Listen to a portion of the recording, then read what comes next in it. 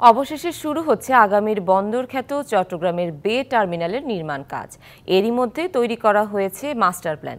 সবকিছু ঠিক থাকলে চলতি বছরের ডিসেম্বরে শুরু হতে পারে এর নির্মাণ কাজ। বাংলাদেশের ইতিহাসে সর্ববৃহৎ $800 কোটি বিদেশি বিনিয়োগ হচ্ছে এই প্রকল্পে। চট্টগ্রাম বন্দর ও বে টার্মিনাল প্রকল্প দেশি বিদেশি বিনিয়োগকারীদের আগ্রহের কেন্দ্রবিন্দুতে পরিণত হয়েছে। এখানে 3টি টার্মিনাল নির্মাণ হবে। এর মধ্যে $150 কোটি বিনিয়োগ করে 2টি টার্মিনাল নির্মাণ ও পরিচালনা করবে সিঙ্গাপুরের পিএসএ ইন্টারন্যাশনাল ও আমিরাতের ডিপি ওয়ার্ল্ড।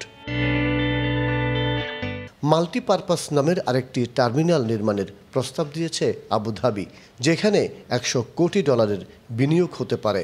এছাড়া নৌপথ তৈরিতে $59 কোটি বিনিয়োগের প্রক্রিয়া চলছে। জ্বালানি নিরাপত্তা নিশ্চিত করতে বে টার্মিনালের চতুর্থ টার্মিনাল হিসাবে গ্যাস ও অয়েল টার্মিনাল নির্মাণের পরিকল্পনা হাতে নেওয়া হয়েছে। এজন্য একটি বেসরকারি প্রতিষ্ঠান $3 বিলিয়ন বিনিয়োগের প্রস্তাব দিয়েছে। চট্টগ্রাম বন্দরের জন্য যেটা মাল্টিপারপাস টার্মিনাল, সেটারও অনেক অগ্রগতি আছে।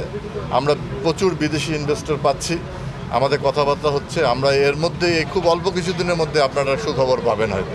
বঙ্গোপসাগর উপকূলীয় লাগোয়া পতেঙ্গাহালী শহরের প্রায় ২,৫০০ একর ভূমিতে গড়ে উঠবে এই টার্মিনাল।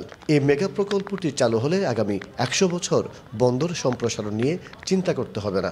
চট্টগ্রাম বন্দর দেশে বিদেশে সব জায়গায় তার সুনাম অর্জন করেছে।